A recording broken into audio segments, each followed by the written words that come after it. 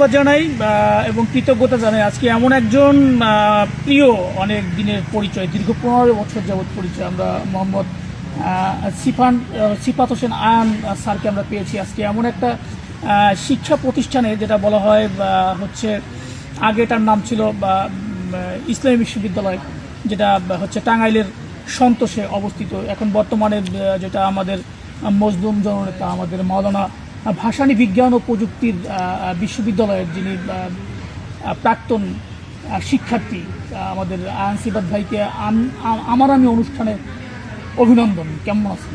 আলহামদুলিল্লাহ, ভালো আছি। আজকে এমন একটা বিদ্যাপীঠে বসে আপনাদের সঙ্গে আমরা কিছুটা আমি অনুষ্ঠানে নিচ্ছি, যেখানে আমরা আমাদের পাশেই রয়েছেন সেই মহান মজলুম জননেতার সমাধিস্থল। এই মাওলানা ভাসানীকে নিয়ে যদি ছোট্ট করে বলতেন। ধন্যবাদ। মজলুম জনতা মাওলানা ভাসানীর জীবন দর্শন থেকে আমরা যেটা পাই সবসময়, তিনি আজীবন চেষ্টা করেছেন খেটে খাওয়া মানুষের সাথে থাকার জন্য, সাধারণ মানুষকে সাথে নিয়ে তার যে রাজনীতি এবং তার যে চলাফেরা এবং তার যে দর্শন, সেটা খুবই সুদূরপ্রসারী আমাদের জীবনে, যেটা আমরা চেষ্টা করি নিজেদের জীবনে অনুপ্রাণিত করতে, এবং তার এই চিন্তা চেতনা আমাদের সবসময় আমাদের অনুপ্রেরণা জায়গায় ভালো কিছু করতে, সবাইকে নিয়ে সাথে থাকতে, ছাত্রছাত্রীদের সকলকে একত্রীভূত করতে।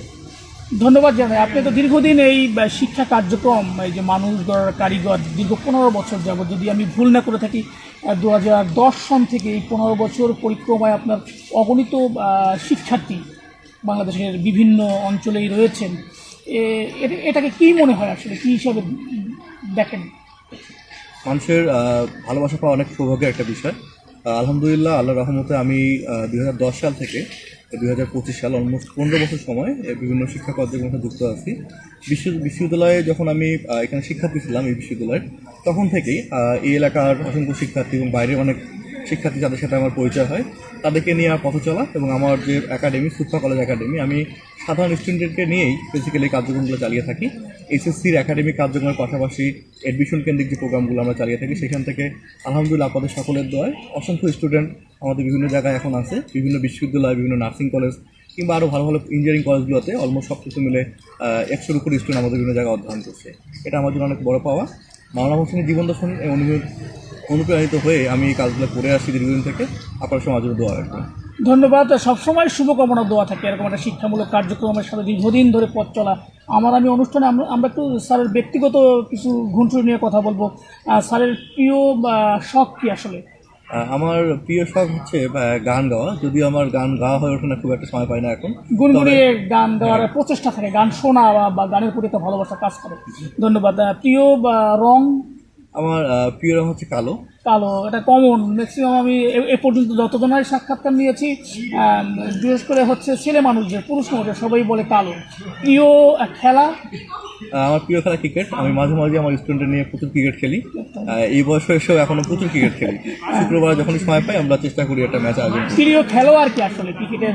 বাংলাদেশের কথাই বলবো। আচ্ছা, বাংলাদেশের প্রিয় খেলোয়াড় মাশরাফি বিন মুর্তজা, আমাদের ম্যাচ, আমাদের আইকন, খেলার জগতে যিনি বাংলাদেশকে অনেক দূরে নিয়ে গেছেন এবং বাংলাদেশকে দেশের বাইরে পরিচয় করে দিয়েছেন। স্যারের প্রিয় খাবার কি আসলে? আমার প্রিয় খাবার হচ্ছে, আমি সবসময় পছন্দ করি গ্রামে একটা টাঙ্গাইলে একটা খাবার হয়, খিচুড়ি বলে এখানে, যেটা মাওলানা ভাসানীরও প্রিয় খাবার, আমরা বাজারে সবসময় আমরা পাই। এছাড়াও দেখা যাচ্ছে আরও অন্যান্য বাঙালি খাবারগুলো পছন্দ করি আমি, তবে খিচুড়ি, যেটা এখানে মিক্স বলে আর কি, সিম্পলের মধ্যে গর্জিয়াস, এটা পছন্দ আমার আর কি। ধন্যবাদ স্যার। আসলে প্রিয় খাবার খিচুড়িই বললেন। আসলে তাহলে আপনারা হচ্ছে একটু অন্যদিকে যাবো আর কি, টান করবো।